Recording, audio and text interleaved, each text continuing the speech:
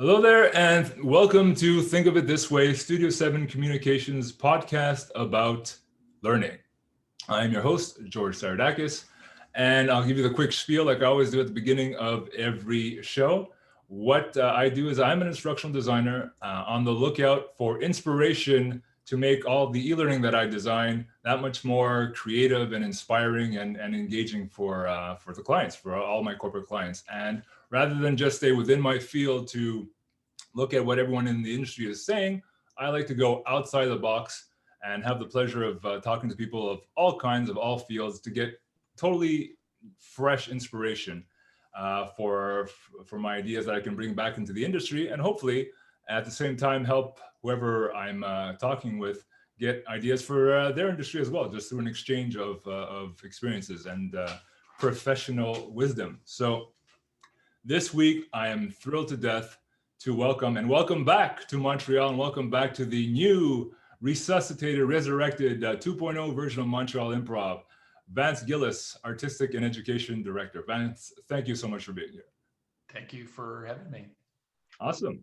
So regardless of who I'm having, I always start the show with the exact same question, because I like, the show is human-centered to begin with. I don't care so much about technicalities. I care about people and the stories behind people. So what I ask everyone is, in the vein of them thinking of themselves as a superhero, because we all are in our own separate ways, what is your origin story? And in case you need a framework, someone once taught me this formula of like once upon a time and every day until one day, and because of that. So you might be familiar with that one. So please, in your own words, tell me what got you to Montreal Improv, like maybe the first time, what had you left, and what inspired you to come back and bring it back to everyone's delight, I'm sure. So please take it away. Yeah, sure. So I'm actually originally from Halifax, Nova Scotia. That's where I grew up. And my background is not in performing at all before I came to Montreal Improv. I moved to Montreal in 2009, and shortly thereafter I started taking improv classes as a way to develop skills for the workplace. So that's really why I went after that. I had no ambition of being a performer or being on stage. It really frightened me, actually. I was really nervous about public speaking. I was really nervous about anytime I had to present anything. And I didn't even take, a drama class in high school. So this was all very new to me, very scary, totally out of my element. And then it took almost right away and became a big passion of mine and a major hobby. And eventually I started taking on, gigs after work. Because I worked in the corporate environment. So I would have sort of a 9-to-5 thing. And then afterwards I would take on these other things. And eventually it just morphed into my actual job.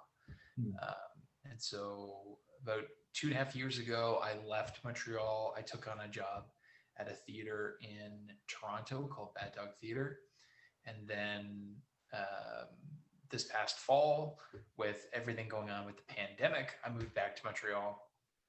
I was still working for Bad Dog Theater, but my new boss purchased the Montreal Improv name and all the assets and wanted to relaunch the company. And I thought that was something that I could help with. And so now I'm working for Montreal Improv, which is where, the theater that I originally took all of my improv classes with, and where I developed my passion for doing it.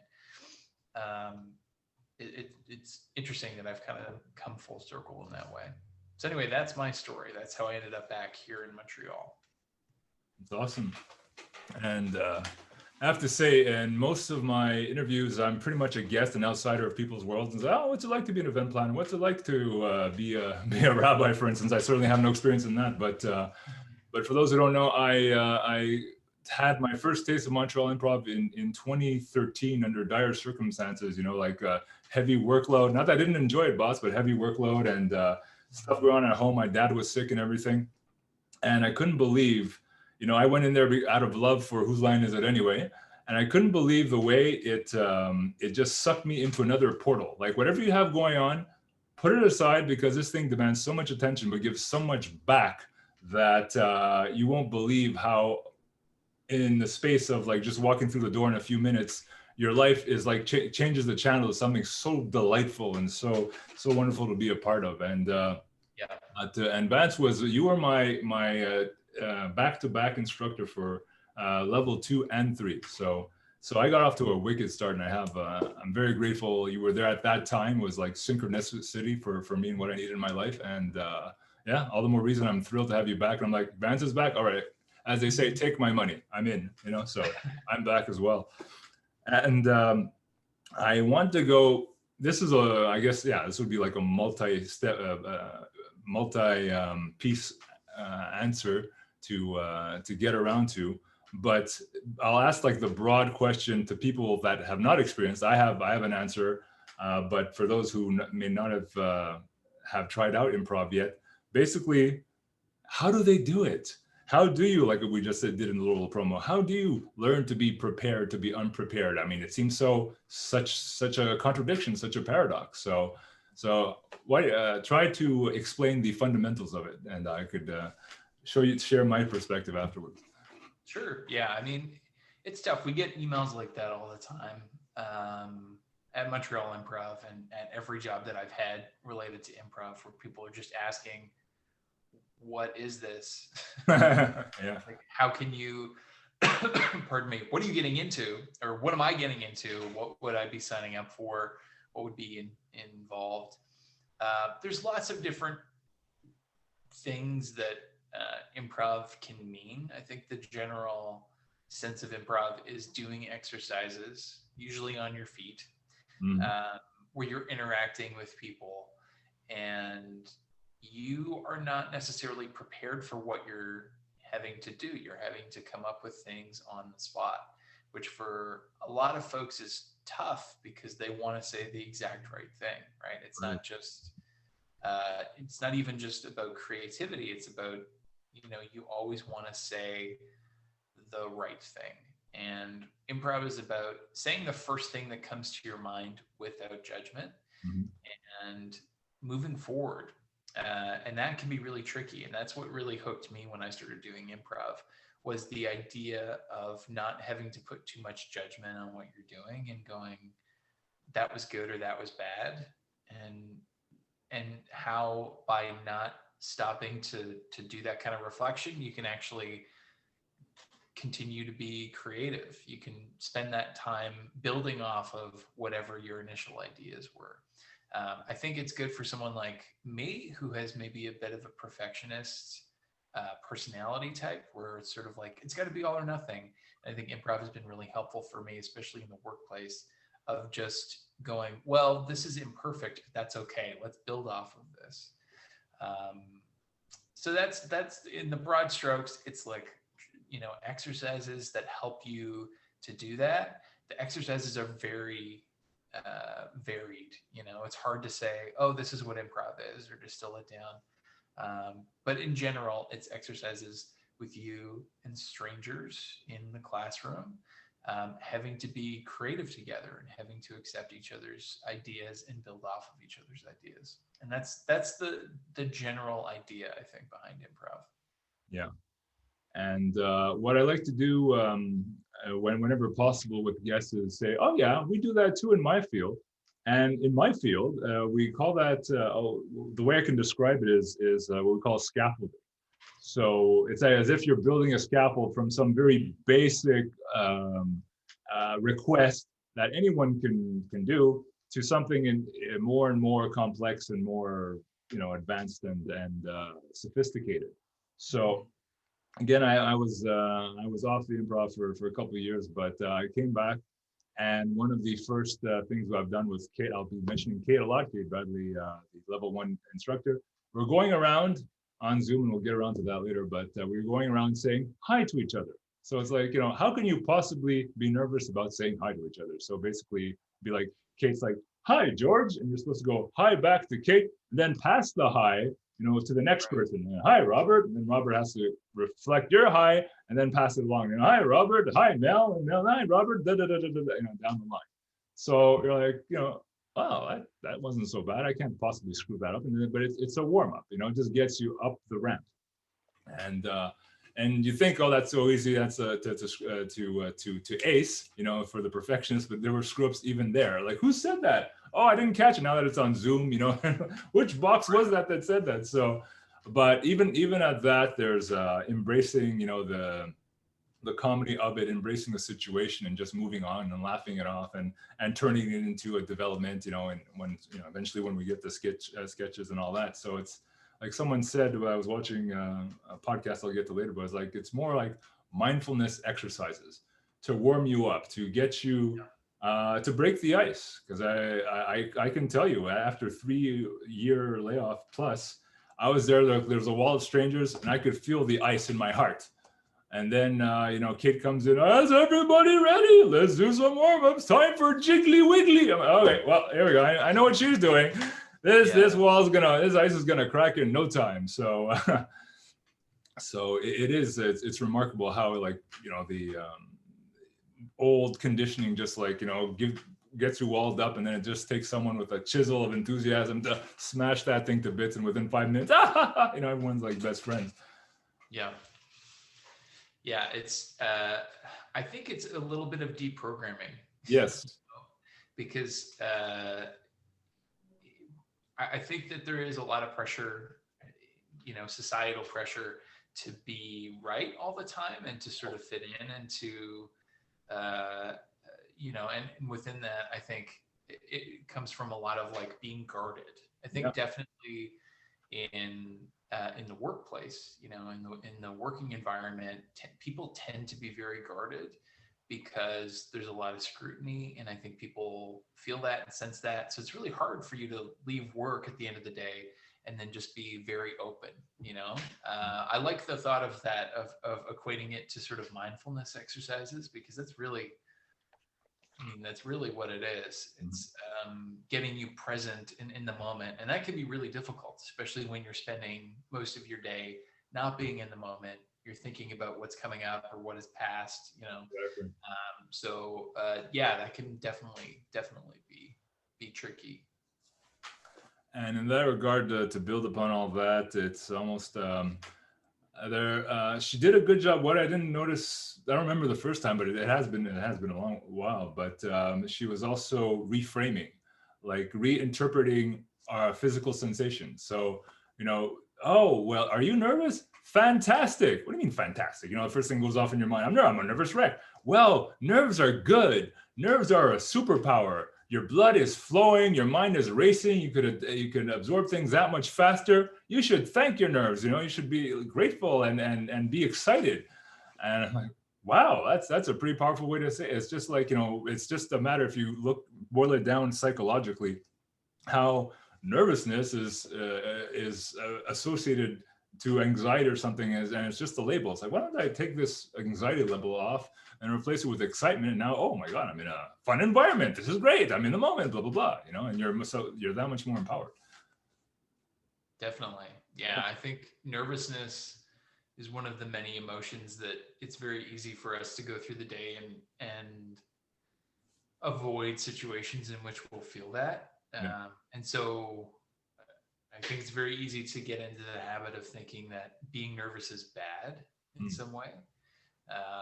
And it's nice to be empowered. And that's something that happens with improv, like you said, of being empowered to be able to use that in a productive and constructive way. And also see that you don't need to be afraid of it to be nervous. It's not a bad thing. It's not an inherently bad thing. So, that's a great way of looking at it too. I think this is using your nerves in a positive way. That's definitely something that happens with improv. Right. And while you're in that, as Kate would put, or as I'm interpreting or paraphrasing, that heightened state, it actually helps you engage in the in what is needed to make improv as magical as it is, which is like, presence, and especially with regard to other people, so that you can co-create.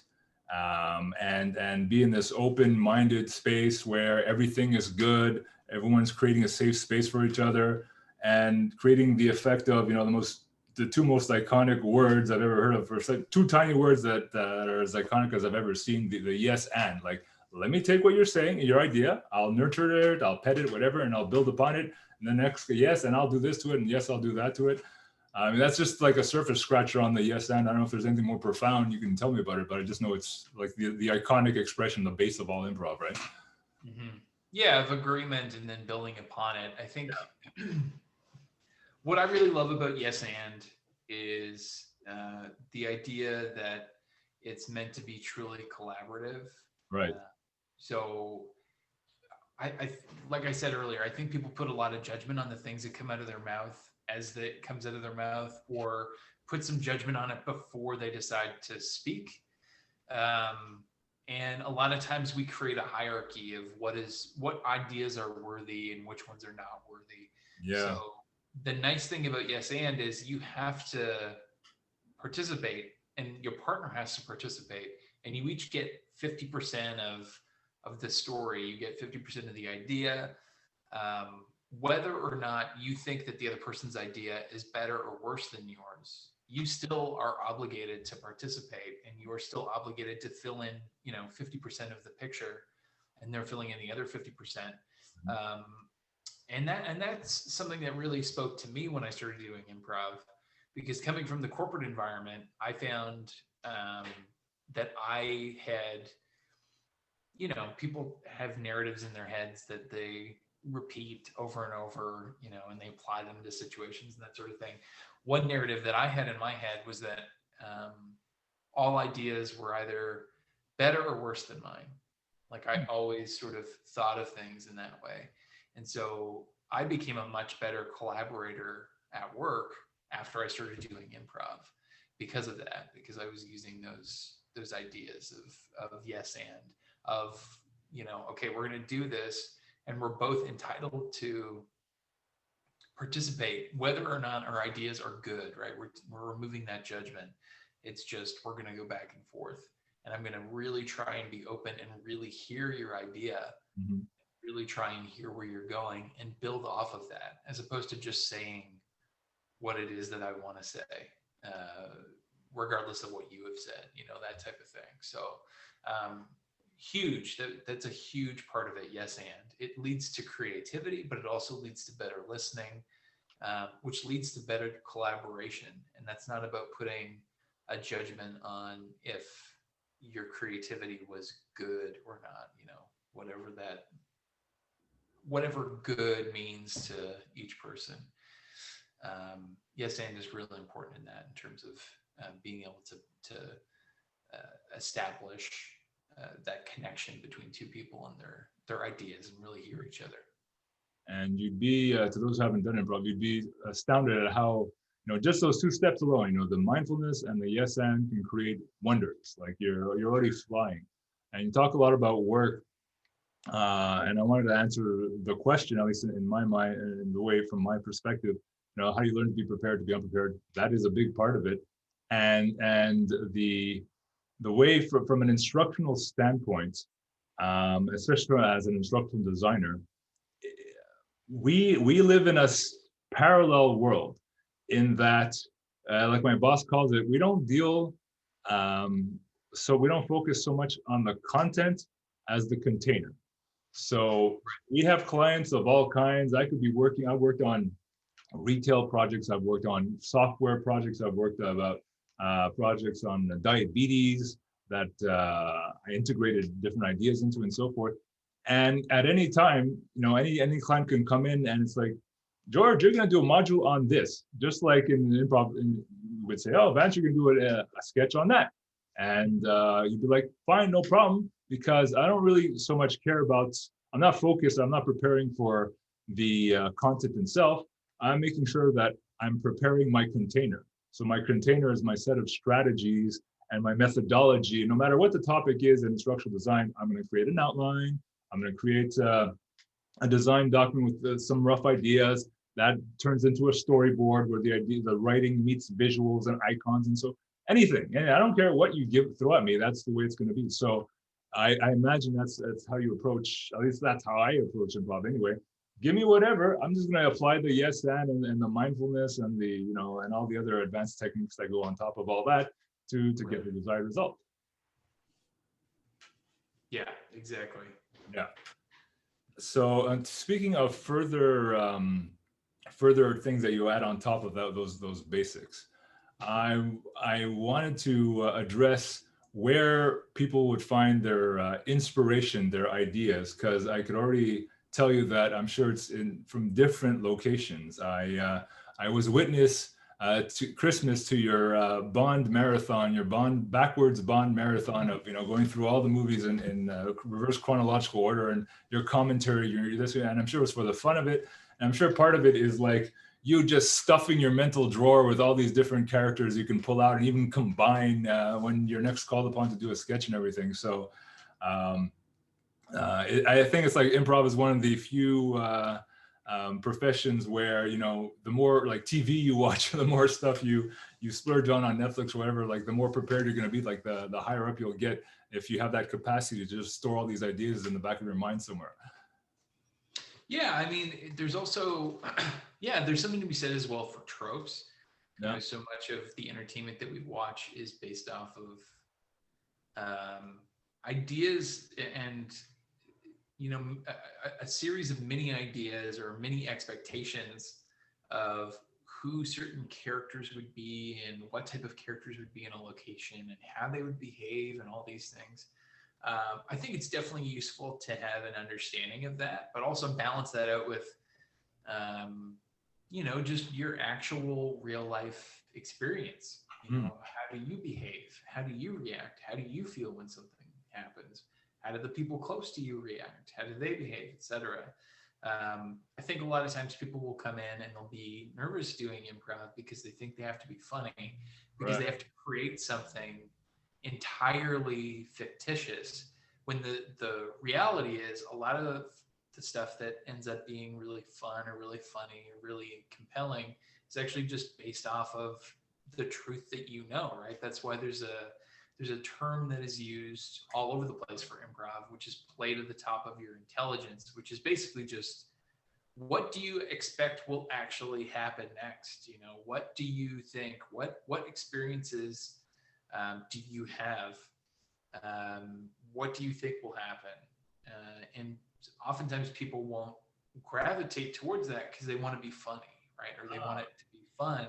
And so they think they have to make it up. But people really, I think, underestimate, and this is in general across all, demographics, people really tend to underestimate how compelling and interesting their own ideas are, as opposed to having thinking like they have to create something brand new.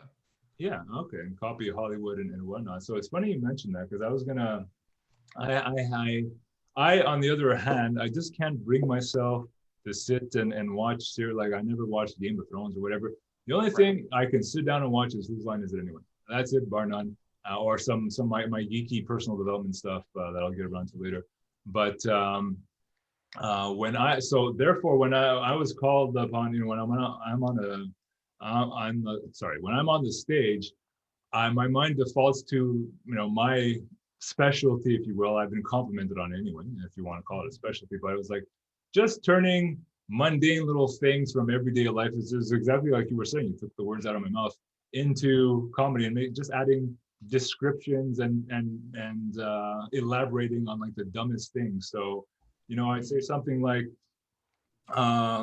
although Mary was in love with John, she knew she couldn't trust him, just like she couldn't trust the toothpaste at the dollar store, the one that's next to the cylindrical toothbrush holders and the shower mirrors that you hang up and get all scummed up within 2 weeks in the shower. And I just go on and on with stupidities of like things that I'm looking at while bored at the Dollarama, whatever, and I throw that in there, and it's like, oh my God, this is not like following some sort of Hollywood tropes or anything. It was just like me elaborating on the silly and aggrandizing it, and it would work. And I was like, oh, cool, this is my little my little niche here, like I'm discovering something. So it was very rewarding.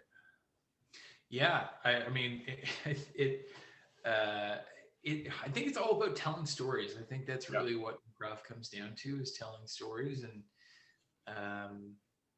because of all the things that we've absorbed throughout our lives, we have maybe expectations as the story progresses of where things are going to go.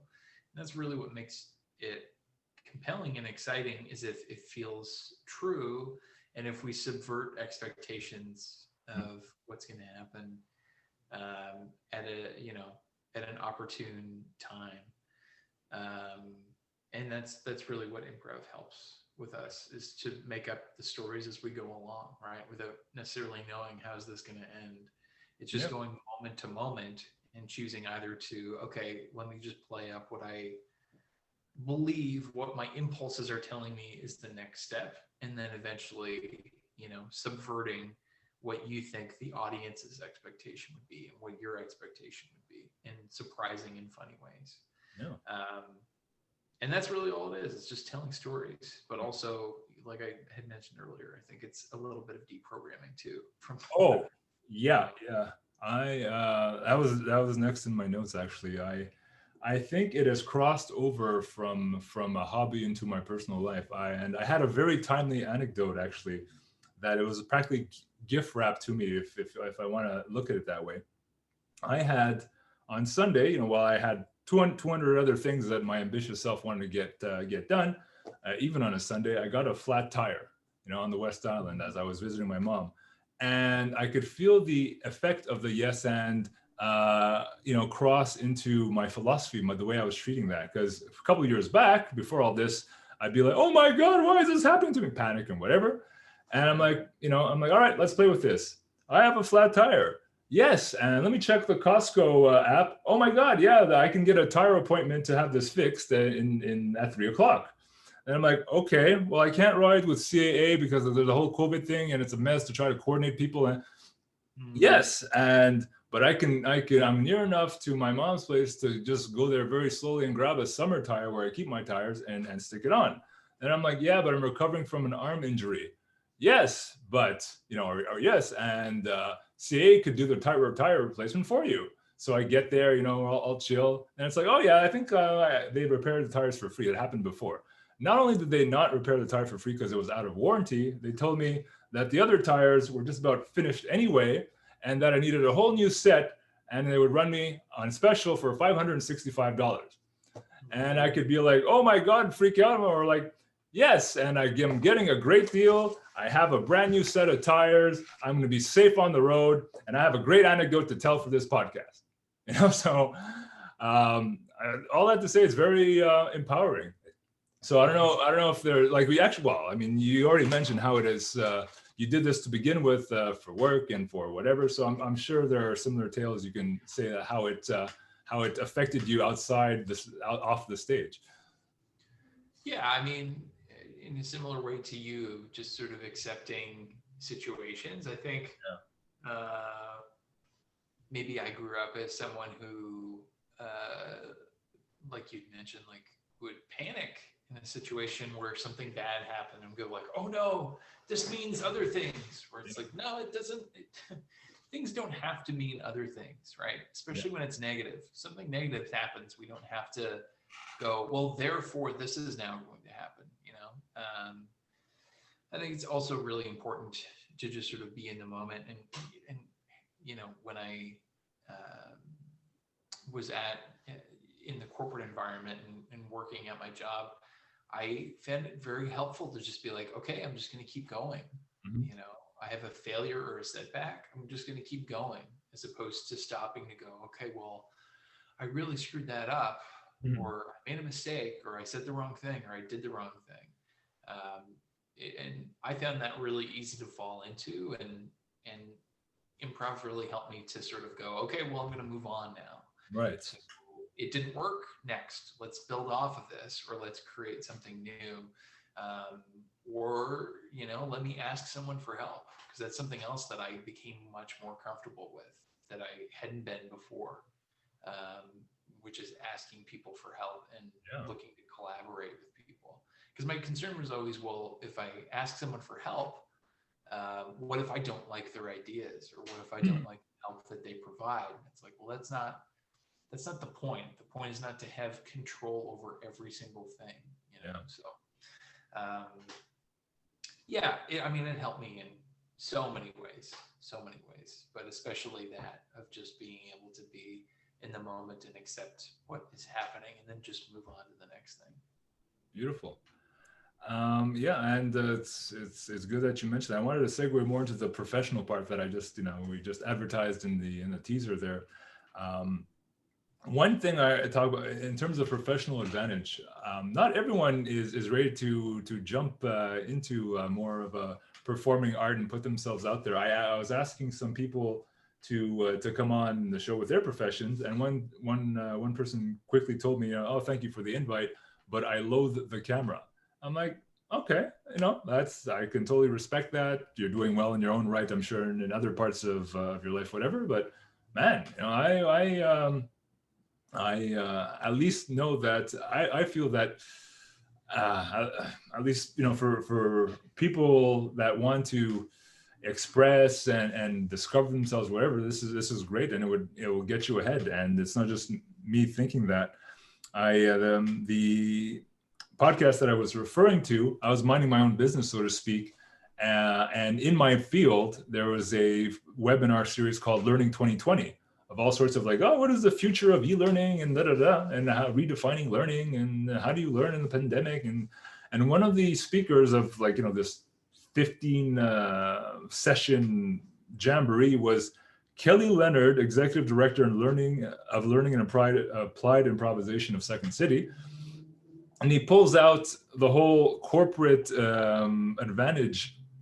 He creates a whole presentation about that and about future of work skills. And he pulls out stats that say like as of 2018, the workforce needed 71% human skills and 29% machine skills. But by 2025, only machine skills will take up 52%, and human skills will be down to 48%. And so basically, he's saying, like, note that on this list of skills that will still be pertinent to humans, calculus isn't on there, programming isn't on there, not because they're not important, but they're automatable. Mm-hmm. And of the skills that he does mention are analytical thinking, innovation, complex problem solving, critical thinking, analysis, creativity, originality, initiative, attention to detail, emotional intelligence, leadership and social influence. So I'm just like, this has gone beyond, like I was saying in the teaser, so little pastime. This is like training. This is emotional intelligence training for me. This is like, my future self training in the now in a fun manner. So I just consider it a win-win and more of a must than nice to have. Right. Yeah, I think it's very important to have these types of skills, especially now. You mentioned emotional intelligence. I think that's really important.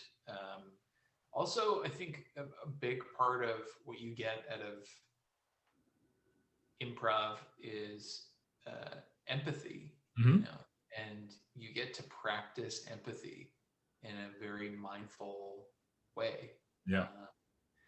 Not just empathizing and imagining sort of these other scenarios, but also creating these habits that allow you to really probe other people and listen to other people as they're speaking, and get their side of things, and opening yourself up to that. So I think that's really important in the long run.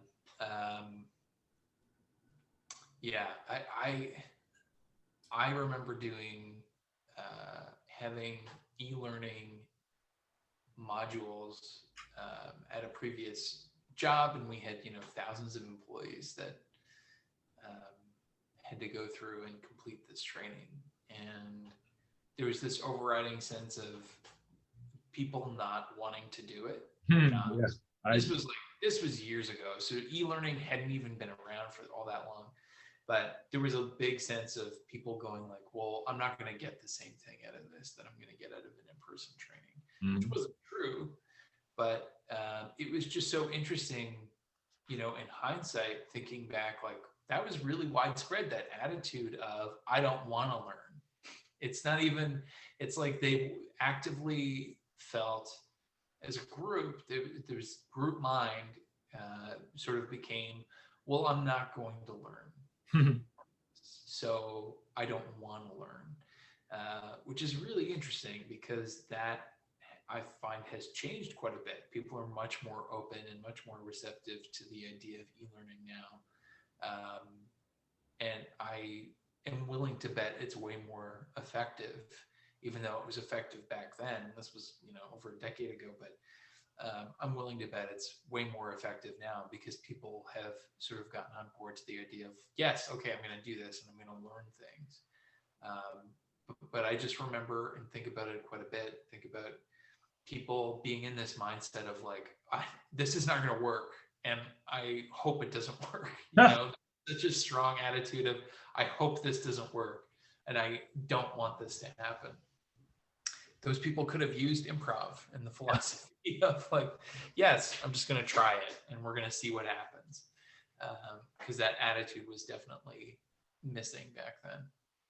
It was not totally unjustified, I can tell you from my end, because e-learning had very mediocre beginnings of just like information vomited on screen, basically, too much at one point, or in a monotonous voice. So all that stuff is well acknowledged in the field, and we've been taking great strides to remedy that, at least the more ambitious of us.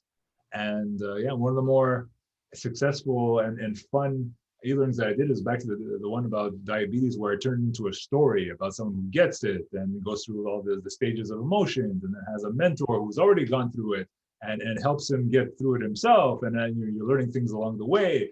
And I'm like, I'm like practically writing a sketch or a sitcom or something to thread the whole experience and weave both education and entertainment. Like it was an edutainment module on diabetes about what type 1 and type 2, and from what we heard, people thoroughly enjoyed it. So it's come a long way, and that's the whole point of this thing. I'd like, let's think outside the box, because as one learning leader in a field, Harold Stolovich, says, telling ain't training. So if it's just like blah, blah, blah, blah, reading off, no, that is a complete ignorance and disrespect for what learning is about and what training is about. So it's just like improv, like, captivate, catch some attention, make it relatable, describe, what's in it for them, like give them a reason to care, and so on and so forth. And all of that, is very, in a very parallel manner, weaved into both fields, I find. Mm-hmm. Definitely. Also, for the learning piece, I think that there's a very strong attitude amongst a lot of people that talent is inherent. Yeah. That your ability, you're either good or you're bad, or you're either you're unnatural, or you're not ever going to be good at it. Which is not an attitude that everyone has, but I do think that it's a very strong thing. I've always found it in the work environment of like, well, if you don't take to it right away, then you're not good at it. You're not one of the better people. Right. Whereas you can work at something, you can develop skills in that way. But you have to be open to the idea that maybe you're not going to be good right away. Maybe you're not going to get it right away. I think that's something that improv has always been very helpful with for me, is the idea of like, oh, I wasn't good at this, but I feel good about where I'm at now. But that there was work involved there, and it didn't feel like, it wasn't a slog, but it did feel like there, looking back in hindsight, you go, wow, I really went a long way. I really pushed through that. And I wasn't, quote unquote, a natural. So, and that's applicable to almost anything.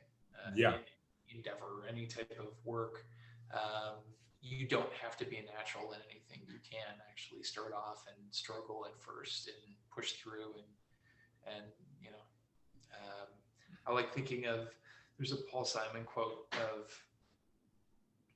talking about the first couple of years of a career, you feel like that is it. You feel like, oh, there's so much importance in this. And his quote is something along the lines of, the first 5 years of, a 30-year career are nothing. That's just the first phase. You don't really think of it in terms of the individual years later on. And that's the same with anything. When you first start learning about it, it feels so immediate right now. And you're like, oh, I need to put value judgments onto this about whether it's working or not. But it's just the beginning, right? And if it ends up working out, it'll be such a blip. The part where you started is such a blip compared to everything else. Absolutely. And it basically comes down to a sense of patience and resilience, and reframing and embracing of failures. So one of my oldest gripes that I share with anyone that I seek counsel from and all that is, I have my oldest story is, I would come home with a 95% and my dad would ask me where I got the 5% wrong. And that programming, the destruction that programming, in hindsight, had laid on me on my potential, because like the shame of getting something wrong, of making a mistake, hide your head, go back into your cave and study some more and whatever. I won't don't get me started, because I'll probably, call some sort of therapist. I'll just leave it at that. But, and in contrast now, I look, I'm a big fan of this education company being in the same field called Mind Valley. And the lead guy talks about Google's philosophy, saying that, I think, if I'm not misquoting, that 50% of the projects at Google are designed such that they have a 50% chance of failure. So it's like, go ahead and fail. If you get it, fantastic. If you don't get it, you learn something, so you're still winning. So it's still fantastic. And embracing that mindset of whatever I do, I'll win is, oh my God, it's revolutionary. If you can embody it and feel it for yourself. So I think improv is a fantastic avenue to keep practicing that. And it won't come right away. Let me tell you. Yeah. Even now, I was like the seasoned veteran in level 1, and it went past the warm-ups, and we're now doing the little sketches. And I still had in my mind, don't pick me, kid, don't pick me, don't pick. Oh no, she picked me. Ah! And then I did a great scene, everyone enjoyed it. And then I was like, oh, okay, then I can enjoy. But just still, the fear of failure, it is not obvious, but it's something to, but improv is something that really helps counter it, and that gives you an experience of what it's like to overcome that. Yeah, definitely. I mean, it's just reassurance that failure is okay. Yeah. But also, and I think sometimes this is just as important, the idea that imperfection is okay. Yeah. For a lot of folks, the idea of doing an okay job is also just as unacceptable as full-on failure, but imperfection is okay, and it's workable. Life is not just about achieving perfection at certain things, Yeah. So all those skills definitely worthwhile. And it's not like, it's like going to the gym or something, it's not like you do it once and then you're good forever. It's like, right, you got to keep going, and you got to keep working those muscles. That's it's the same as anything that you do in your life. It's something that you got to sort of practice every day. Certainly. In small ways, but you got to do it every day. And on that note, I remember a couple of years ago, I was taking a class with Mark, and the class was small, and so he brought over some people from, I was in a 2 refresher, level 2, and he brought in some people from level 4, and you could see it in their eyes. They had gone over the whole failure thing. They were just starving for stage time, and they would sprint to the stage. Right. And in that regard, it left an impression on me, and left me wanting stage time myself. But I wasn't doing improv at the time. But since then, it's as if, I was finding my own ways to get stage time. So for instance, I've used video to make videos on current projects with clients for project management. I've used videos to introduce myself to potential new clients. I've used videos to invite people to this very podcast. One to give a little thank you note to someone who's leaving the company. and on and on. And it's like I'm doing it's in the spirit of improv, and it's not like I'm saying, "Hi, Mr. Potential Clyde, I'd like to make you an offer." It's a bowling ball with 4 holes, so it's not like being silly, but it's hi. I am practicing being completely vulnerable, completely open. What you see is what you get. I am throwing away the formalities and the inhibitions. I think I could do a great job with in your field because I have so much other experience in in similar field in similar companies with other ones, and just like opening my heart. And I have to say, it's not always a happy ending. It's not always a Disney experience.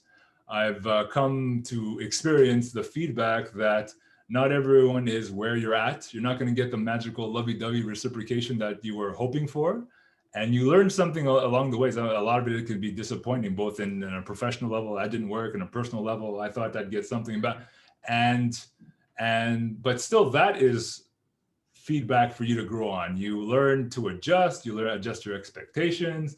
Sadly, know who to pull back from and who to give your attention to instead, and all that. But it's in the same vein. That's why I said, like, it's in the spirit of improv. Let me get some stage time, get the feedback from the real world, evolve and grow. So again, it's something that has really like come out from, it seeped into all many corners of my life other than the stage itself. And so, yeah, I wanted to touch upon the online adaptation of it now. So yes, given that we're still in the pandemic as we tape this, we are having improv a la Zoom.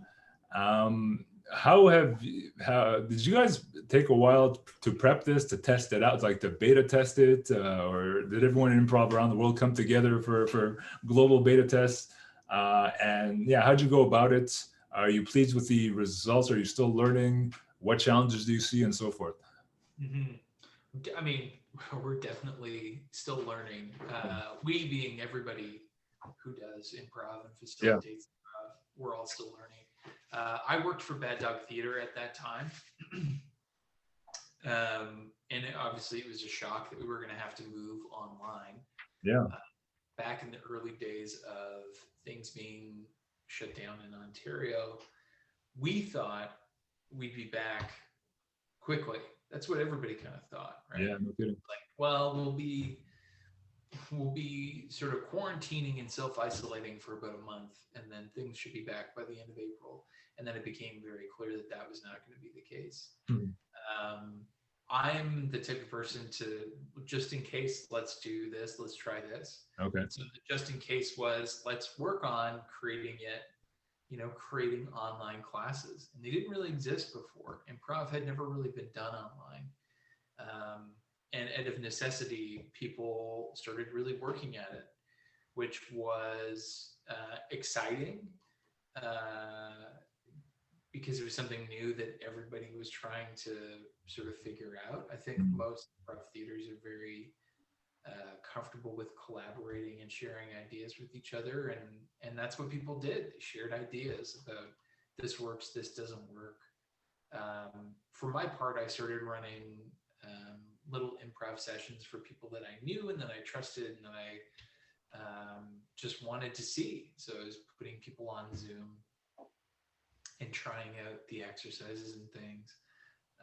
I started taking some classes with folks who didn't necessarily teach improv, but they taught drama online for a variety of reasons. Okay, yeah. There are companies, especially in the States, it was actually much more common, I found, that certain companies would be doing online drama or online teaching just in general.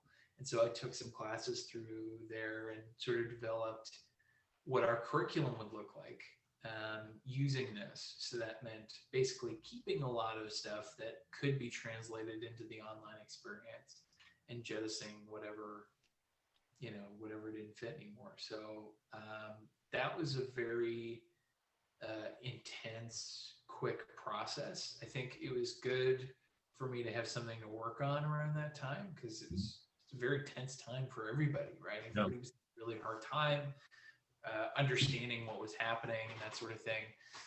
So our theater was actually one of the first ones to roll out full classes.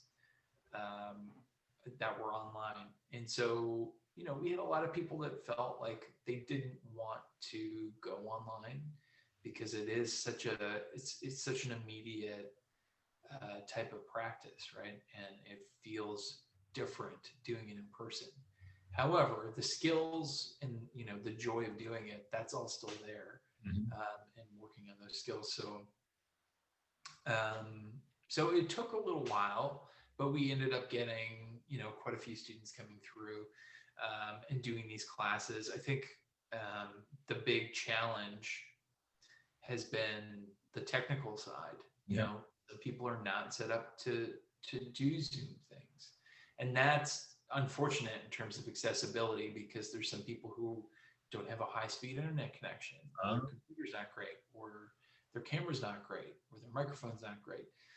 All of those things, that has been a challenge, and getting people used to, when we're in this environment where we're trying to be open to the idea of failure or imperfection, it's just another added layer to add on technology issues on top of that, right?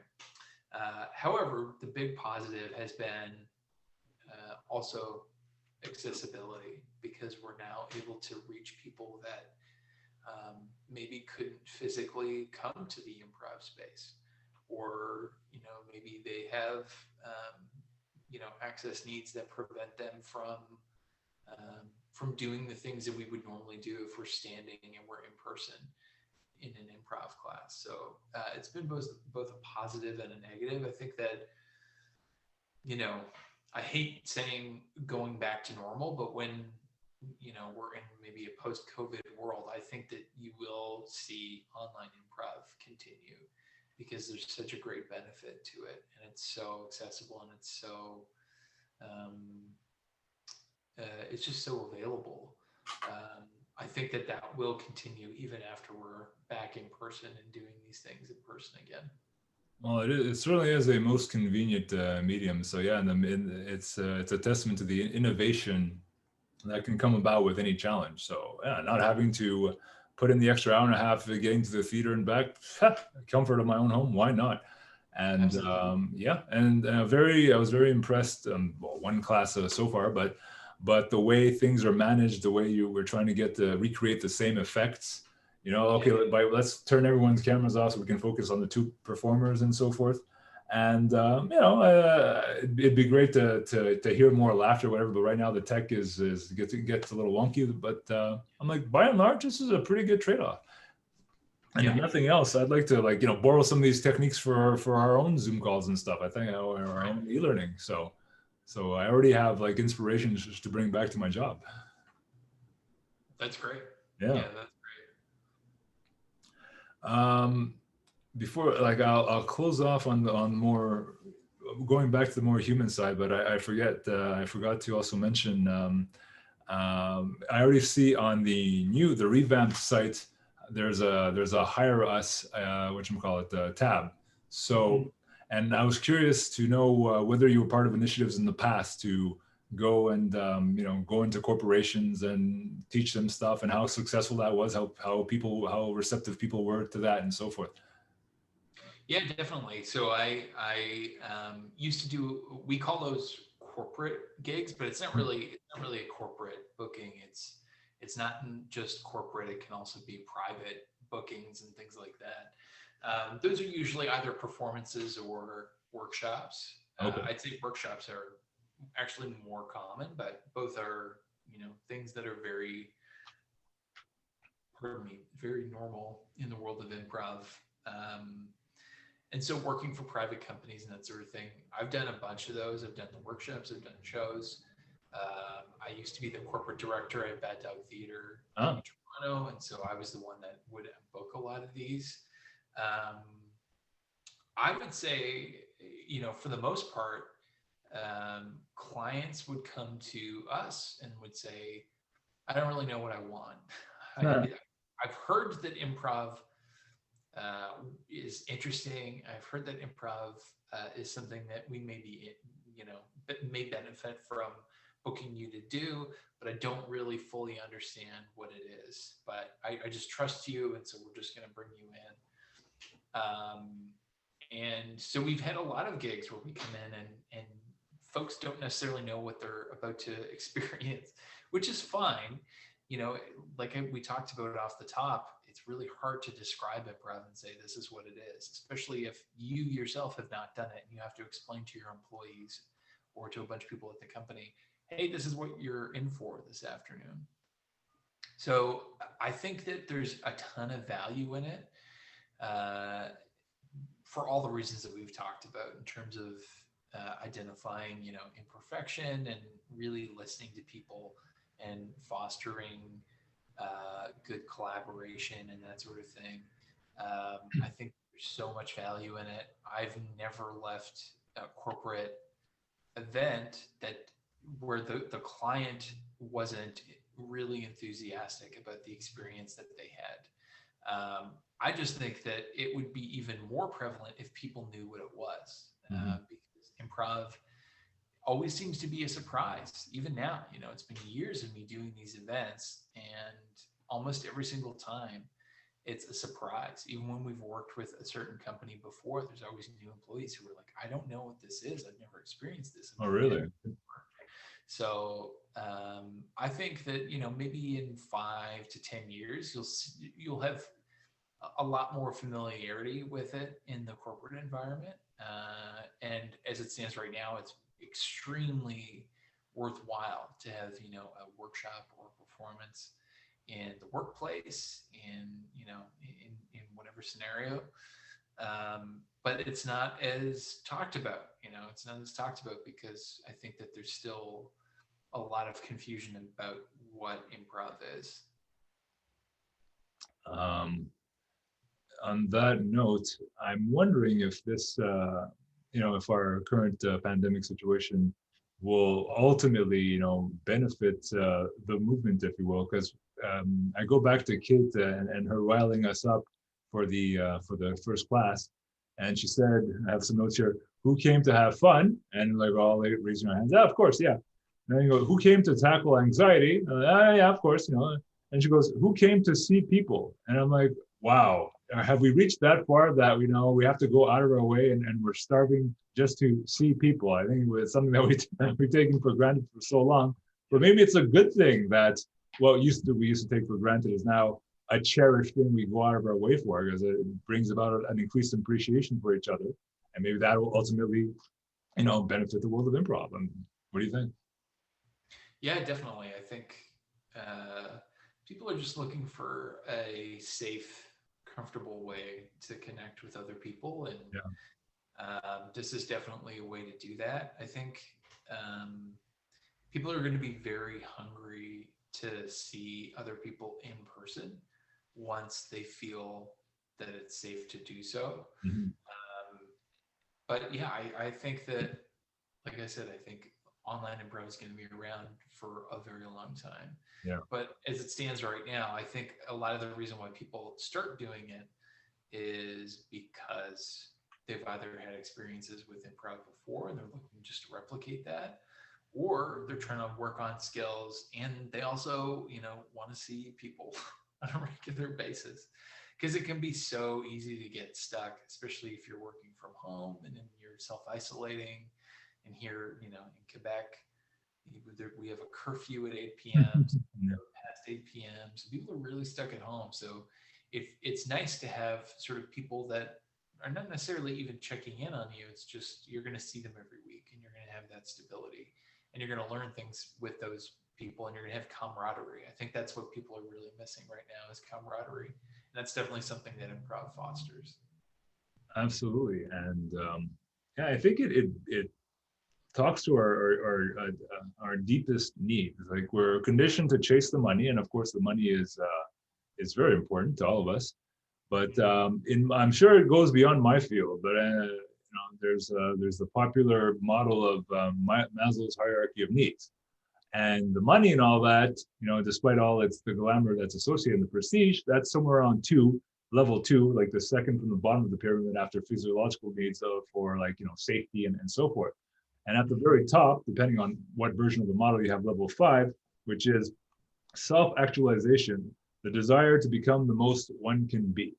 And at least for me, as someone who I don't know, has been called hypersensitive, very self-aware, and been on a personal development binge for like 30 years, that seems to be what speaks to me more. And it's not just me, chasing something with crossed fingers, because I've seen over and over again, um, whether it's people posting online or guest teachers that I've had talking about, I used to be so insecure, I used to be so shy and closed in, and this gave me a purpose and a voice and all. You used to be so insecure. Like, my God, you're like a demigod to me of improv, and you're telling me that you came from these humble beginnings. And I even discovered about you when you did Everything Is Normal, your like one-man show in 2014ish or whatever. I'm like, even you, Vance? So it gave me hope, because I'm definitely more on a personal quest beyond the money and all that. And I'm like, I want that self-actualization. I want the before and after the conquering of my demons and my limiting beliefs and all that. And I'm like, wow, if they can do it, so can I. So that's what's worth its weight in gold to me. Yeah. So that is about it. I thank you for your time so much. I mean, I'm always trying to be very invested in every podcast that I do, but this one, because I've been inside on the other side, I endeavored as best I could to be like not just the interviewer, but an ambassador, an evangelist, and hopefully most ambitious of all, most daunting of all, and at least in the coming weeks, some sort of example and testament to how far one can go thanks to improv. I mean, I've binged, I don't even want to mention a dollar amount on personal development, but I think the big fallacy is that a lot of that is theory based and exercise. Here, grab some pen and paper, whatever, and it's worth like 1/100th or 1/1000th of the experience that you get in improv. And I think that's like the biggest bang for my buck I've ever felt. And trust me, I've looked around under every bloody rock you can imagine. So I really hope that your return is a successful one. And like many people say with their message, oh, if this only reaches one person or changes the life of one person, then I will have achieved my mission. And I'm like, yeah, man, if one person signs up to Montreal Improv because of this interview, my mission is complete. So yeah.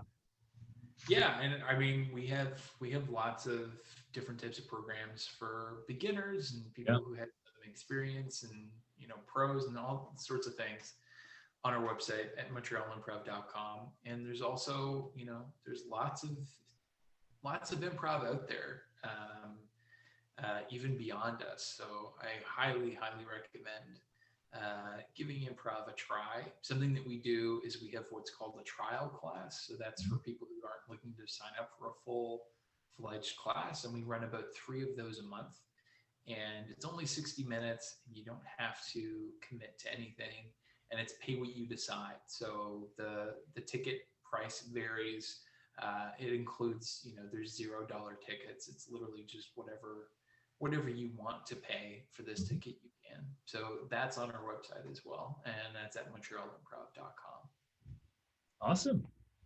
So that's it. You beat me to the punch. The final thing was anything you wanted to promote, and there you go. So a very improv like brainwave synchronization there. So that is it, Vance. Thank you once again. This was like a dream assignment for me. I'm so happy to indulge in this and hopefully promote and help it grow.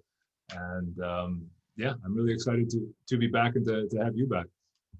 Great. Yeah, I'm excited too. Thanks for having me on. All right. And all the other regular YouTuber stuff I'll get through quickly. Any questions, comments, like, subscribe, anything, any input you want to give to this podcast, the YouTube, on YouTube, on Facebook, under Studio 7 Communications, same thing under YouTube.